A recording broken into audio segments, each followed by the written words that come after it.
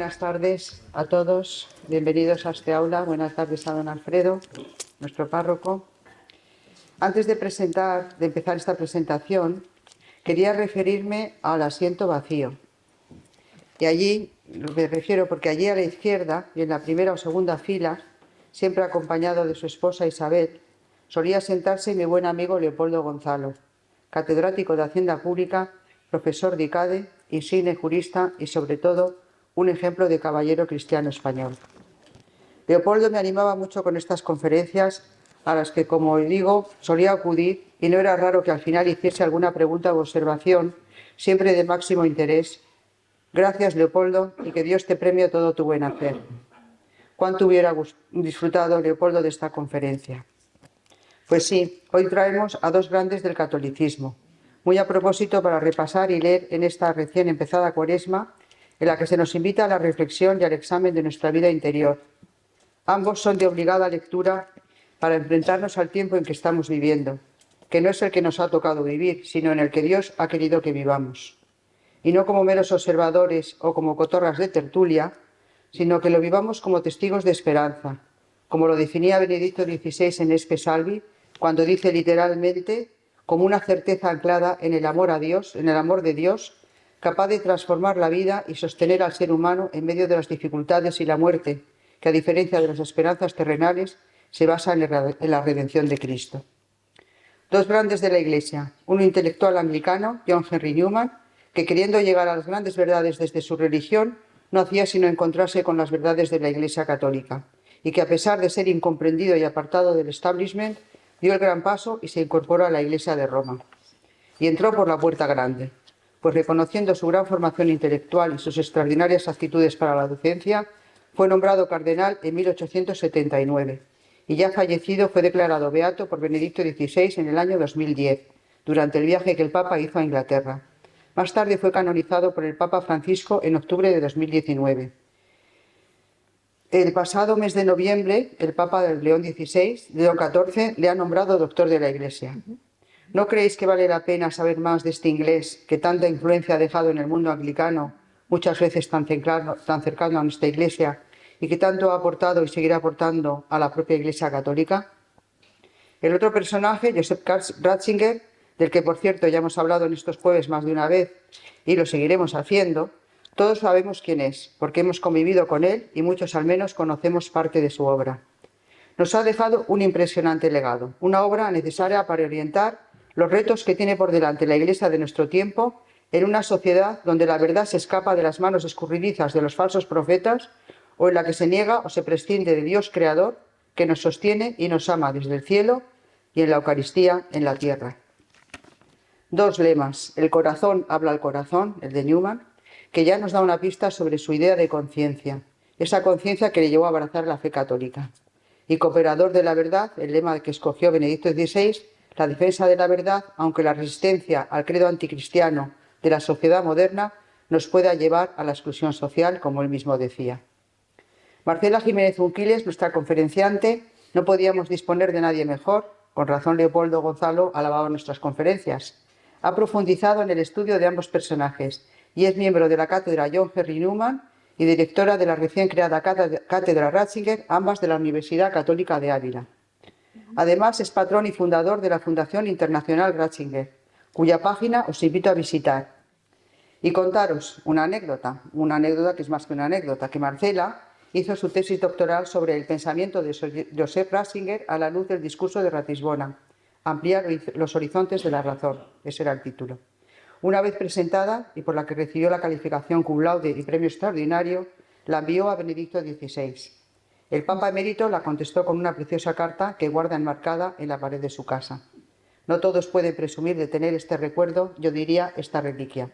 Muchas gracias, Marcela, por regalarnos tu tiempo y tu sabiduría. Muchas gracias, Valle, por la invitación y tu amable presentación. Bueno, agradezco también al párroco don Alfredo Jiménez la posibilidad de estar hoy aquí con todos ustedes, ¿no?, para hablarles de dos grandes intelectuales de nuestra historia reciente. Decía que no envié yo la tesis doctoral, lo hizo el presidente, fundador y presidente de honor en estos momentos, era del grupo educativo CEZ Udima, Centro de Estudios Financieros. Yo allí preparé mis oposiciones, soy funcionaria de Hacienda y he estado vinculada al centro más de 35 años.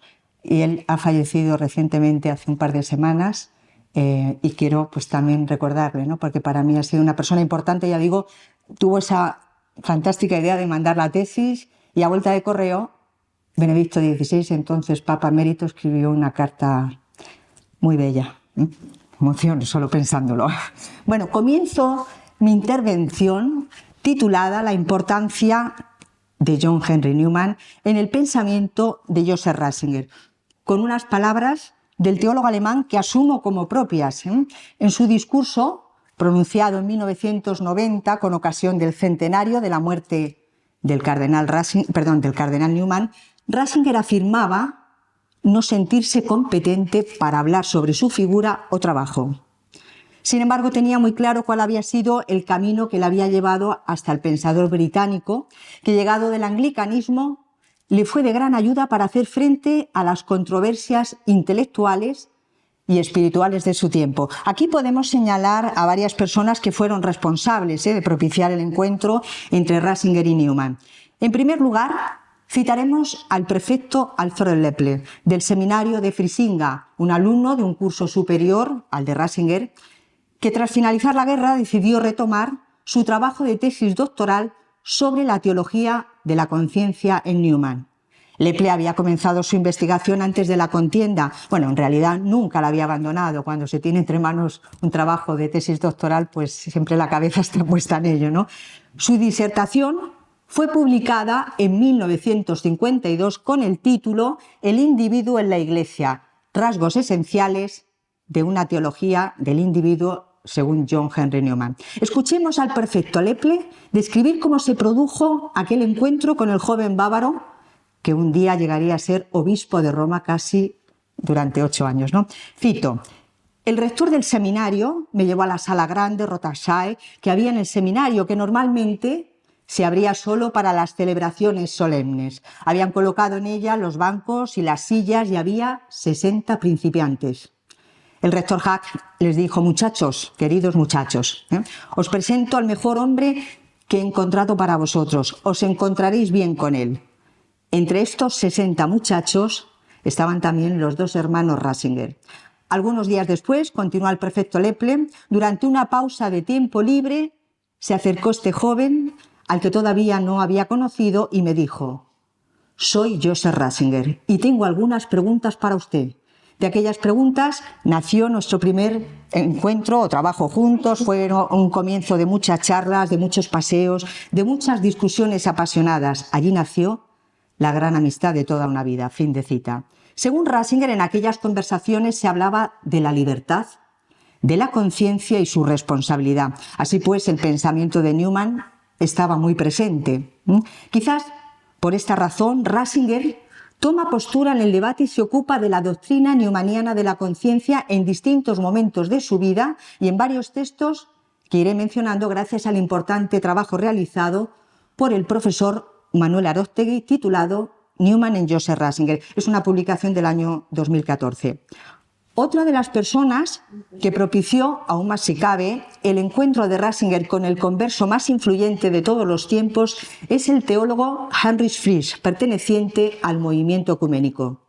Gracias a él, Ratzinger se acercó al estudio de la evolución del dogma según la visión de Newman. En opinión de Ratzinger, la doctrina de la conciencia y la teoría del desarrollo del dogma son 2 de las aportaciones más decisivas de Newman a la teología, si bien en aquellos años pues aún todavía no habían dado su fruto. Aunque más tarde señalaré algunas de estas contribuciones, citaré ahora las más relevantes, como son el primado del Papa, la libertad de conciencia entendida como una enseñanza vital y necesaria para el desarrollo de la Iglesia y del mundo, así como la interpretación de la existencia humana a partir de la conciencia, o lo que es lo mismo, de la relación íntima de Dios con el alma, relación que constituye la base del personalismo teológico del que hablaré más tarde. Este es el contexto en el que Ratzinger interviene en el debate sobre la naturaleza y los modos propios de conocer la moralidad. Como bien sabemos, hoy tan ausente, ¿no? Desgraciadamente, en muchos ámbitos. Bien, en su obra El elogio de la conciencia, la verdad interroga al corazón, Ratzinger señala que la cuestión de la conciencia se ha convertido en el punto central de la discusión, sobre todo en el ámbito de la teología moral. El subtítulo de la obra, que además ha comentado Valle, ¿no?, La verdad interroga al corazón, nos recuerda los lemas episcopales de ambos cardenales. El corazón habla al corazón, es el lema de Newman, y colaborador de la verdad, el de Ratzinger, tomado de la tercera carta de San Juan, Cooperatores Veritatis. Por último, citaré a otra de las personas que propiciaron el encuentro de Ratzinger con Newman. Me refiero a su gran maestro, el profesor de Teología Fundamental, Gotthelf Schannen, un culto y apasionado seguidor de Newman, del que Ratzinger afirma: él nos inició en gramática del asentimiento, esta es una obra muy importante de Newman, y al hacerlo a una forma o manera especial de certeza en el conocimiento religioso. En definitiva, Schannen les enseñó una nueva forma de hacer teología según el estilo muniqués de Múnich, de modo crítico pero creyente. De hecho, el propio Schannen no estaba muy de acuerdo con la proclamación del dogma de la Asunción de María, que, como saben, fue proclamado por el Papa Pío XII en 1950, ¿no? Pero en el caso de que finalmente fuera adoptado el dogma, como así fue, él mismo decía: recordaré que la Iglesia es más sabia que yo y confiaré más en ella que en mi propia ciencia. Esta es una afirmación necesaria para poder diferenciar, como hace Ratzinger en su estudio, entre una teología moral, o mejor, una moral de conciencia novedosa y más actual, y una moral de autoridad más propia del periodo preconciliar. Ratzinger indaga acerca de las teorías modernas de la autonomía de la conciencia y para ello cita, como es lógico, pues a grandes pensadores, como por ejemplo a Tomás de Aquino, quien se preguntaba, Tomás de Aquino se preguntaba si la conciencia obliga cuando es errónea o está equivocada. El aquinate, aunque hay filósofos que opinan lo contrario, responde negativamente a la cuestión de si basta seguir el dictado de la conciencia para obrar el bien. Antes de continuar con la reflexión sobre aspectos de la conciencia, es conveniente detenernos en conocer cuál fue la fuerza que impulsó a Newman a su conversión, porque lógicamente este cambio tan radical transita o atraviesa todo su pensamiento. Se trata de la idea de sobrenaturalidad del cristianismo en un periodo en el que la cultura de la Ilustración y del deísmo británicos pues no admitían en absoluto dicha sobrenaturalidad, ¿no? Puesto que el liberalismo teológico se mostraba contrario al cristianismo, dado que es una religión sobrenatural revelada. Newman, atento a la tradición, a la patrística y a los primeros concilios ecuménicos, se opuso desde el principio a ese tipo de liberalismo, cuyo espíritu no es otro que la aceptación de cualquier credo, no existiendo por tanto una verdad positiva en el ámbito religioso. En su juventud, Newman había recibido, como él mismo indica, un credo bien definido y el sentido profundo del dogma. El dogma no es aceptar una fórmula de fe sin más. Detrás siempre hay años de reflexión, de estudio e incluso tremendas herejías, como sabemos, en los primeros siglos, ¿no? Más tarde Newman estudiará la Sagrada Escritura y leerá a los padres de la Iglesia en orden cronológico. Un aspecto muy importante es la reivindicación que él hace de la legitimidad de las creencias religiosas, pues como sostiene o como señala el profesor Alejandro Sada, que es vicepresidente de la Fundación Internacional Ratzinger, en su obra La legitimidad de la certeza en la gramática del asentimiento de Newman, para el teólogo inglés el método por el que llegamos a conocer las realidades seculares, mundanas, es muy similar al que utilizamos para acceder a la verdad religiosa, a la que Newman se acercó gracias a ser una persona en permanente estado de conversión. A lo largo de su vida afrontó nada menos que 3 cambios. La primera conversión tiene que ver con el conocimiento empírico de lo que verdaderamente puede considerarse como real, es decir, aquello que es tangible porque se percibe a través de los sentidos únicamente desde el punto de vista material. Precisamente en el año 2010, con ocasión de la felicitación navideña del Papa Benedicto a la Curia Romana, Benedicto XVI señala que Newman reconoce que las cosas están justamente al revés, que Dios y el alma, el ser mismo del hombre a nivel espiritual, constituye aquello que es verdaderamente real, lo que vale. Son mucho más reales que los objetos que se pueden tocar. Esta conversión, lógicamente, significa, bueno, en palabras del Papa Ratzinger, un giro copernicano. Pues cuando acontece una conversión de tal naturaleza, no cambia simplemente una teoría o un conjunto de ideas, sino que cambia la opción fundamental de la vida. Newman vivió también un segundo momento de cambio tras sufrir un colapso en 1827 a causa del fuerte ritmo de trabajo, de los problemas económicos de la familia y de la muerte de su hermana menor Mary en 1828. Su tercera conversión, es decir, la conversión al catolicismo, constituyó para Newman un arduo camino y una renuncia dolorosa a todo lo que había sido su vida anterior. En 1863 escribe en su diario personal, cito: «Como protestante, mi religión me parecía mísera, pero no mi vida. Ya ahora, de católico, mi vida es mísera, pero no mi religión». Fin de cita. A ver, Newman, claro, sabemos que ya ni estaba a gusto en un sitio ni en el otro, ¿no? Le rechazaban en ambos, tanto en el mundo anglicano como en el católico, que se vio pues con un poco recelo, ¿no? Este converso que viene de Inglaterra, en fin. Pero lo cierto es eso, ese cambio le hace tener ya una vida, como dice él, mísera, pero ya su religión no lo era, ¿no? Bien, sin duda para Newman resultó muy doloroso desprenderse pues, de una vida de prestigio y de honores en Oxford, así como de sus responsabilidades públicas y de su entorno de amistades. Pero la voz de la conciencia no le permitía un reposo tranquilo. Por ejemplo, el psiquiatra vienés Viktor Frankl define la conciencia como la mejor almohada, es decir, tener una conciencia tranquila permite ese reposo, ¿no? Bien, en este sentido, Ratzinger recuerda también a San Agustín, que fue una figura importante para Newman, pues el doctor de la gracia había aprendido a ser cristiano y no sin dificultad alguna, en un proceso que duró toda su vida.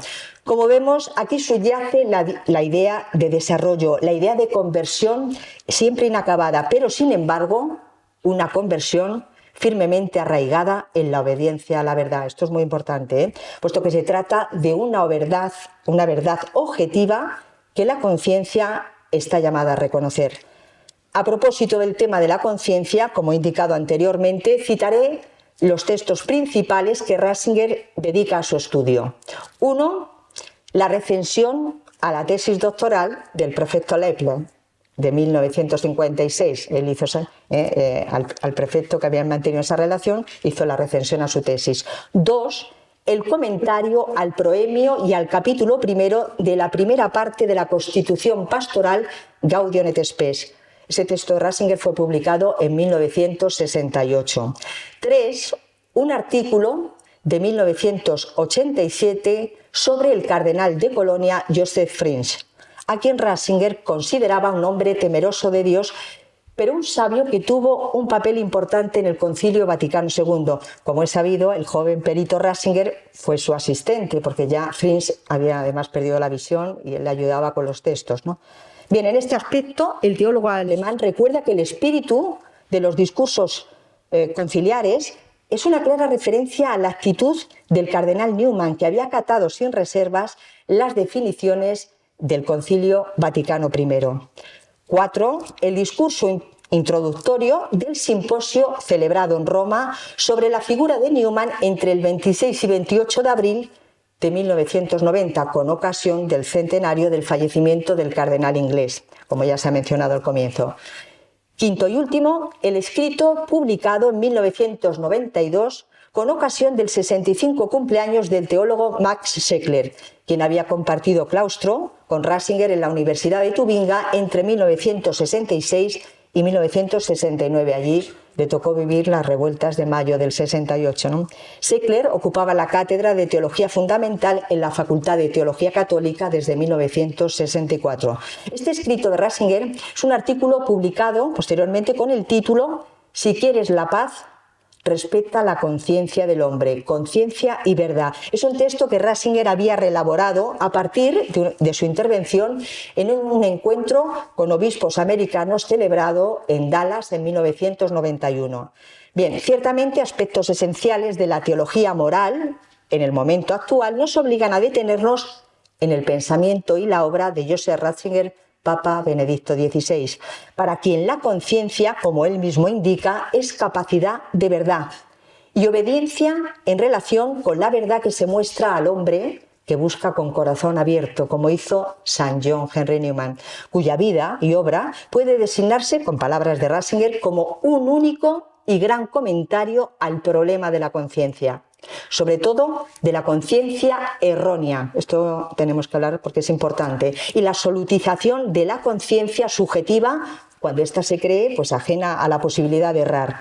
En su estudio, Ratzinger cita a Hegel, por ejemplo, ya que el filósofo alemán, en su obra Líneas básicas de la filosofía del derecho, describe perfectamente la tensión a la que se encuentra sometida la conciencia, esto es, por un lado, la no aceptación de aquello que no ha sido reconocido por ella misma como bueno. Esto es la dimensión subjetiva, del sujeto, subjetiva de la conciencia.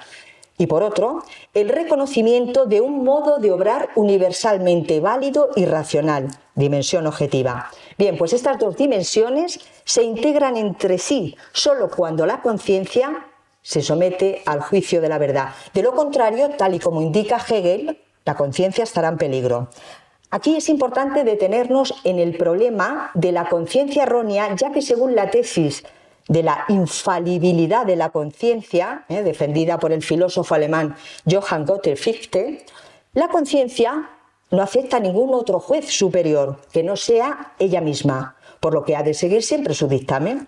Esta es una concepción de la conciencia que descansa en criterios pues totalmente alejados y ajenos de la verdad, como puedan ser el temor o el miedo, el prejuicio, la costumbre, los fenómenos de carácter psicológico, sociológicos, el sentimiento de culpabilidad, la represión sexual, en fin, el mal, el deseo de muerte, etc. Sin embargo, la pregunta es si deberíamos admitir la posibilidad de error en las acciones cuando éstas son guiadas por la conciencia. En este aspecto hay dos experiencias que marcaron negativamente a Ratzinger. La primera de ellas se produjo a finales de los años 50, cuando un colega, cito textualmente, le indicó que debían dar gracias a Dios por conceder a muchos hombres la posibilidad de hacerse no creyentes, siguiendo su conciencia. Si les abriéramos los ojos, dice, y se hicieran creyentes, no serían capaces de soportar en este mundo nuestro la carga de la fe y sus obligaciones morales. Hombre, podemos refutar dicho razonamiento, puesto que el hombre posee total apertura para captar la verdad, el bien, la belleza, el sentido del bien moral. Claro, siempre en el libre ejercicio de escuchar la voz de una buena conciencia. Esto lo dice Pedro en su primera carta. El hombre aspira no solo a conocer por naturaleza todas las cosas, como dice Aristóteles en su libro de la Metafísica, sino a buscar la verdad, que según señala Benedicto XVI en su tercera encíclica, Caritas in Veritate, la verdad no es producida por nosotros, sino que se encuentra, o mejor aún, la verdad se recibe. Sin duda alguna, el colega de mayor edad, pues lo que trataba de explicar es que la salvación se puede alcanzar de modo más libre. Bastaría con que el hombre se mantenga fiel a su propia conciencia. Esto afectó al joven teólogo, tanto como la segunda experiencia, que tuvo lugar durante una disputa con un grupo de colegas sobre el poder justificador de la conciencia errónea, porque los nazis y Hitler, siguiendo la voz de su conciencia en sus terribles acciones criminales, habrían salvado sus almas. Dice Ratzinger, la conciencia errónea protege al hombre de las onerosas exigencias de la verdad, aunque parece más bien la cáscara de la subjetividad bajo la cual pues el hombre puede huir de la realidad y ocultársela. La conciencia se transforma así en la justificación de la subjetividad. A ello añade Ratzinger, Hitler y sus cómplices, profundamente convencidos de la bondad de su causa, no habrían podido actuar de otro modo, por lo que a pesar del horror objetivo de sus acciones, desde el punto de vista subjetivo, se comportaron moralmente bien, pues siguieron su conciencia, por muy deformada que estuviera. Así, en opinión del teólogo Ratzinger, la salvación podría otorgarse tanto a un caníbal como a un nacionalsocialista. Ambos son dos ejemplos claros de convicciones válidas para ciertos grupos de individuos, aunque naturalmente dichas convicciones sean totalmente ajenas al amor y a la fe, dos disposiciones del espíritu o luces que alumbran la conciencia. Pero la conciencia como derecho subjetivo o individual invita a preguntarse: ¿quién?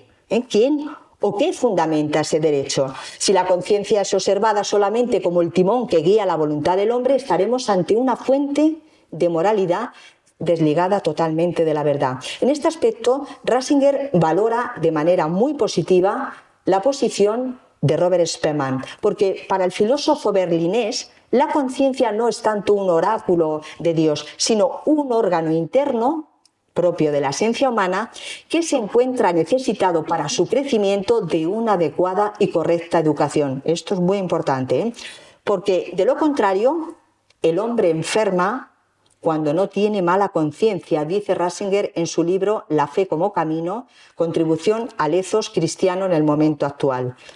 No son pocos los escritos en los que Benedicto XVI arroja luz sobre esta cuestión, que no es otra que la capacidad para discernir la dirección moral de las propias acciones y de luchar frente al problema de la conciencia errónea y de sus consecuencias para la verdad, la libertad y la razón.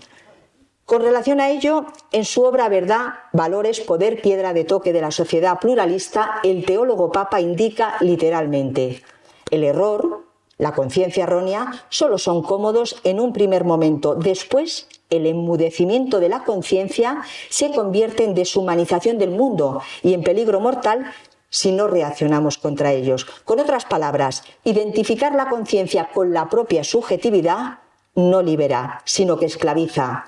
Así pues, el hombre no debe identificar su conciencia con la autoconciencia del yo, con la certeza subjetiva de uno mismo y del propio comportamiento moral. Se entiende que para el joven Ratzinger la discusión sobre la conciencia no era una disputa meramente académica, sino más bien una cuestión existencial y acuciante, por lo que vamos a reproducir algunas de sus palabras del discurso de 1990, cuando se cumplía el centenario del fallecimiento del cardenal Newman. Cito: la doctrina de la conciencia de Newman fue para nosotros la base del personalismo que nos atrajo a todos con su encanto. Nuestra imagen del hombre y nuestro concepto de la Iglesia estaban marcados por este punto de partida. Habíamos experimentado la pretensión de un partido totalitario que se entendía a sí mismo como la plenitud de la historia y que negaba la conciencia individual. Alguien llegó a decir de su líder: no tengo conciencia, mi conciencia es Adolf Hitler. El enorme desastre que siguió a todo esto estaba ante nuestros ojos. Fin de cita. Sabemos que fue Goering quien dijo esas palabras, o por lo menos eso se ha dicho por ahí. De ahí que Ratzinger, en su obra Iglesia, Ecumenismo y Política, nos describe el verdadero presupuesto de un programa y dominio totalitario, que no es otro que la destrucción de la conciencia. Pero no es difícil reconocer que lo absoluto de la conciencia se opone a lo absoluto de la tiranía, porque hay algo sagrado, hay algo sagrado en la conciencia del ser humano que permanece inatacable, algo que protege al hombre de sí mismo y de los demás, y que aleja de la esclavitud bajo el pretexto de libertad, porque lo que anuncia es la verdadera libertad de la persona que trasciende todo sistema político. El hombre debe guiarse por la ley natural en su interior y no por la voluntad caprichosa de otro hombre. Como se ha mencionado anteriormente, en su dilatada carrera intelectual, Ratzinger reflexionó sobre la conciencia y los problemas actuales de la conciencia errónea. Ahora vamos a detenernos en una de las constituciones del Concilio Vaticano II. Indicaré brevemente cuál es la opinión de Ratzinger sobre el debate surgido en torno a dichos problemas. Para él, Gaudium et Spes, la constitución pastoral sobre la Iglesia en el mundo actual, no había penetrado suficientemente en el problema de la conciencia errónea, puesto que la respuesta dada por los padres conciliares, en el número 16 de la Constitución, titulado Dignidad de la conciencia moral, Aunque tomó como origen las reflexiones del cardenal Newman sobre la conciencia, en cambio no se tuvieron en cuenta suficientemente las aportaciones de su doctrina. En este punto, el profesor Aróstegui nos señala cuál fue la respuesta que dio la Iglesia Católica al problema de la conciencia, en particular de la conciencia errónea. Durante los debates conciliares se percibieron dos puntos de vista, uno más optimista que otro.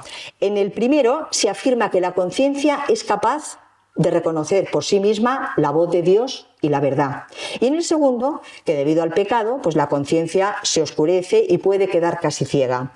Años después del escrito de Ratzinger sobre esta Constitución, de 1968, me refiero al escrito, en el año 2012, el Papa Benedicto XVI, que aún no había renunciado al ministerio petrino activo, en el prólogo del volumen séptimo, tomo primero, de sus obras completas sobre el Concilio Vaticano II, sostiene que, aunque esta Constitución pastoral afirma pues, muchas cosas importantes para comprender el mundo y da contribuciones notables a la cuestión de la ética cristiana, en este punto no logró ofrecer una aclaración sustancial. ¿A qué se refiere el Papa Ratzinger? Pues lógicamente al problema de la conciencia errónea, ya que para Benedicto XVI el punto de partida no es otro que la famosa carta que Newman dirige al duque de Norfolk en 1875. Ahí lo que realmente subyace es el origen y el contexto de la controversia entre primado-episcopado, que se había ido forjando lentamente a lo largo de la historia desde el Concilio de Nicea, hablamos del año 325, momento en que ya se hablaba de tres primados, Roma, Alejandría y Antioquía. Pero lo cierto es que la controversia entre conciliarismo y papalismo llega hasta las puertas del Concilio Vaticano I, que finaliza en 1870, ¿no? Concilio en el que se abordaría el problema del primado episcopado y de la infalibilidad papal. Es menester decir que este tema fue estudiado por Ratzinger en algunas de sus obras, como por ejemplo El nuevo pueblo de Dios, esquemas para una eclesiología, que es del año 69. Pero volvamos al duque de Norfolk. En un opúsculo publicado en 1874 bajo el título Los decretos vaticanos considerados en su relación con la lealtad civil, el primer ministro británico William Gladstone, hombre de corte liberal, sostiene que según los decretos del Vaticano I, nadie puede convertirse a Roma sin renunciar a su libertad moral e intelectual y sin poner su lealtad civil a merced de otro. Incluso acusa expresamente a los anglicanos conversos al catolicismo de ser malos patriotas por tener su conciencia a merced del poder extranjero de Roma. En definitiva, les acusa de sustituir la fidelidad de su conciencia por la lealtad al Papa. Newman, a punto de cumplir entonces 75 años, se ve en la obligación de contestar al exprimer ministro ya, sobre todo por respeto a los conversos. Víctor García Ruiz, en su obra St. John Henry Newman, ensayo biográfico, señala que si bien la respuesta le llevó algún tiempo a Newman, el resultado no pudo ser más brillante, puesto que en lugar de responder al primer ministro, Newman escribe al joven duque de Norfolk, que era admirador suyo y que además estaba comprometido con la causa católica. De hecho, presidía desde 1870 la Asociación de Laicos Católicos. De ese modo, el primer ministro Gladstone frenaría sus críticas a fin de no enfrentarse a un hombre tan ilustre como era el duque. Bien, en la carta, Newman habla de la autoridad de Dios, de la Iglesia y del Papa y, por supuesto, de la conciencia. Ratzinger se detiene en la famosa frase del brindis de sobremesa, que seguro que conocen, para indicar que el concepto de conciencia no invita a la autonomía y a la autosuficiencia, sino a descubrir la presencia íntima de la verdad divina en el corazón del hombre. ¿Pero qué es la conciencia? Podemos preguntarnos, ¿no? Bueno, pues una mediación entre Dios y el hombre. De hecho, para Newman, la conciencia es un mensajero de Dios. Este carácter mediador de la conciencia lleva a Ratzinger a la conclusión de que el concepto central que Newman conecta autoridad y subjetividad es la verdad. Y no tiene reparo, Ratzinger no tiene reparo en decir que la verdad es el pensamiento central de la lucha espiritual de Newman y que por tanto en él la conciencia es central. ¿Por qué? Porque la verdad está en el centro. Así la verdad se puede decir que es piedra angular del pensamiento de Newman. Pues la conciencia está vinculada de manera previa al concepto de verdad y solo desde ahí puede entenderse. La conciencia es el lugar interior donde se escucha la verdad de Dios y por tanto en ningún caso puede malinterpretarse el orden estipulado por Newman en el famoso brindis. Cuando él dice, si yo tuviera que traer la religión a un brindis de sobremesa, algo que no me parece indicado, brindaría por el Papa. Pero en primer lugar, por la conciencia y después por el Papa. Esto no significa que Newman coloque la conciencia por encima de la autoridad eclesiástica como si fuera infalible por sí misma. Para Newman, la conciencia tiene derechos y deberes y además participa de una norma objetiva que remite al legislador divino, al logos creador, existiendo por tanto un vínculo estrecho entre conciencia individual, vicario de Cristo, es decir, el Papa, y la ley divina. Más aún, con palabras del recién proclamado doctor de la Iglesia, como han dicho, ha recibido este honor el pasado 1 de noviembre, de manos de León XIV, si algún Papa, dice Newman, si algún Papa hablara contra la conciencia en el sentido auténtico de la palabra, estaría cometiendo un acto suicida. Este Papa estaría cortándose la hierba debajo de los pies. Su auténtica misión, se refiere al Papa, es proclamar la ley moral y proteger y fortalecer esa luz que ilumina a todo hombre cuando viene a este mundo, según dice la Escritura. El Papa recibe del legislador divino su función, que le autoriza a formular, observar y hacer cumplir las verdades que ese mismo legislador divino ha sembrado en nuestra naturaleza.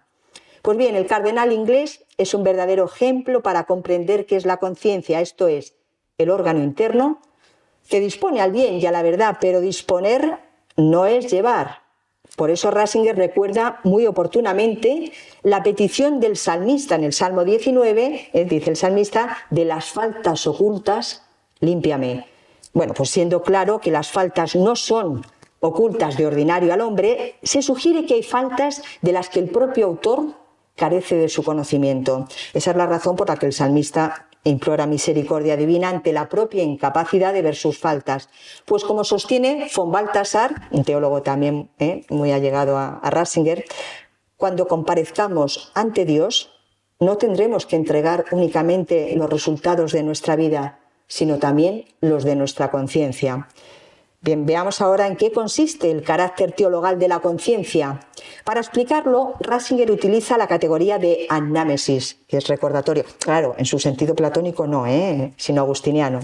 Bueno, aunque sabemos que Agustín también le llegó, la conversión a través de neoplatónicos, ¿no? Porfirio, Plotino. Pero bueno, como digo, lo toma en ese sentido agustiniano y es el modo en que el teólogo bávaro advierte de cómo la conciencia puede recordar la presencia de Dios en nosotros y discernir lo que es bueno de lo que no lo es. En la recensión de la tesis doctoral del prefecto Leple de 1956, Ratzinger afirma que el concepto newmaniano de conciencia debe ser examinado teniendo en cuenta la visión del personalismo dialógico. ¿Esto qué es? Pues esto quiere decir que la estructura del yo requiere de una ayuda externa para abrirse a la verdad. Ratzinger alude entonces a una interpretación de la conciencia no monológica, no de uno consigo mismo, sino dialógica. Años más tarde, en su artículo de 1992, Ratzinger señala que el verdadero sentido de la autoridad doctrinal del Papa reside en que el Papa es abogado de la memoria cristiana. El Papa no impone desde fuera, sino que desarrolla la memoria cristiana y la defiende. Por eso a Newman, a pesar de no parecerle adecuado traer la religión a un brindis de sobremesa, brindaría primero por la conciencia y después por el Papa, porque el Papa está o debe estar al servicio de la conciencia sin tener ningún poder sobre ella. Aquí Ratzinger observa que al hombre moderno, que piensa a partir de la oposición entre autoridad y subjetividad, pues le resulta difícil entender esto, ¿no? Pues ya que piensa que la conciencia está al lado de la subjetividad y es expresión de libertad del sujeto, mientras que la autoridad, como que parece pues limitar, amenazar e incluso negar dicha libertad. Bien, Newman sitúa la verdad como punto de enlace entre los dos elementos, es decir, entre autoridad y subjetividad. Por ese motivo, el Papa teólogo incide una vez más en su obra El elogio a la conciencia en la centralidad de la verdad como clave de bóveda de la concepción intelectual de Newman. En efecto, el santo inglés se entregó al servicio de la verdad revelada, que confiada a la Iglesia no cambia en su esencia. La revelación no puede interpretarse de un modo arbitrario y personal, sino que corresponde a la Iglesia y por ende a la autoridad papal su transmisión y custodia. Benedicto XVI admiró en Newman su extraordinaria inteligencia y prolífica pluma. Newman escribió mucho, bueno, y Ratzinger también, como sabemos, las obras completas, pues fíjense, ¿no? Así lo expresó el 19 de septiembre de 2010 en la homilía pronunciada durante la misa de beatificación del cardenal inglés. Estas palabras, cito literalmente, dice sobre Newman: sus intuiciones sobre la relación entre fe y razón, sobre el lugar vital de la religión revelada en la sociedad civilizada y sobre la necesidad de una educación esmerada y amplia, fueron de gran importancia, no solo para la Inglaterra victoriana. Hoy también siguen inspirando e iluminando a muchos en todo el mundo. Me gustaría rendir especial homenaje, continúa diciendo Benedicto XVI, a su visión de la educación, que ha hecho tanto por formar el ethos, que es la fuerza motriz de las escuelas y facultades católicas actuales. Firmemente contrario a cualquier enfoque reductivo o utilitarista, Newman buscó lograr unas condiciones educativas en las que se unificara el esfuerzo intelectual, la disciplina moral y el compromiso religioso. El proyecto de fundar una universidad católica en Irlanda le brindó la oportunidad de desarrollar sus ideas al respecto, y la colección de discursos que publicó con el título La idea de la universidad sostiene un ideal mediante el cual todos los que están inmersos en la formación académica pueden seguir aprendiendo. Fin de cita. Ratzinger describe la universidad como la casa donde se busca la verdad propia de la persona humana. Por eso he insistido en recuperar su esencia y en redescubrir una razón abierta, ampliada o ensanchada, a fin de combatir cualquier peligro reduccionista en cualquiera de sus modalidades. Sin duda, Newman y Ratzinger son dos grandes figuras de la teología contemporánea, académicos dotados de una fina inteligencia y profunda humildad. Supieron defender la fe, la educación y la formación integral del creyente. Promovieron la autoridad de la Iglesia, guiada por el sabio magisterio, el desarrollo de la doctrina y la armonía entre fe y razón. Newman y Ratzinger son dos ejemplos de vida cristiana, una vida asentada en la obediencia, la humildad, el testimonio y la paciencia en la prueba. Apología pro vita sua y Mi vida, al igual que las confesiones de San Agustín, son obras autobiográficas de gran valor, ya que son fuente de inspiración para hombres y mujeres de todo tiempo y lugar. Mientras Newman se incorporó al catolicismo casi a la mitad de su vida, Ratzinger recibió el bautismo en la noche del Sábado Santo, unas horas después de su nacimiento. Sin embargo, ambos sacrificaron sus vidas o preferencias en aras de la verdad. García Ruiz, en su ensayo autobiográfico, sostiene que el Newman católico contemplaba su pasado anglicano como un tiempo de sufrimiento guiado misteriosamente por la luz de Dios. Muchos vieron en este giro pues una decisión oportunista, además de contradictoria, del mismo modo que se ha difundido la falsa idea de la existencia de un Ratzinger progresista y otro conservador. En este sentido, el prefecto Ratzinger dice que en mi vida se hayan dado giros y cambios, no lo discuto, pero han estado basados en una identidad sustancial. He sido fiel a lo que siempre me ha importado. Por ello reconocía la máxima newmaniana que reza así: vivir es cambiar. Y ha vivido mucho quien ha sido capaz de cambiar mucho. Ratzinger se mantuvo fiel a sí mismo, al desarrollo de su pensamiento, y lo que es más importante aún, se mantuvo así hasta el final de sus días, al igual que John Henry Newman. Joseph Ratzinger, el humilde trabajador de la viña del Señor, defendió de manera extraordinaria la verdad y la razón, sin abandonar nunca la obediencia a la Iglesia ni su amor a Dios. Muchas gracias por su atención.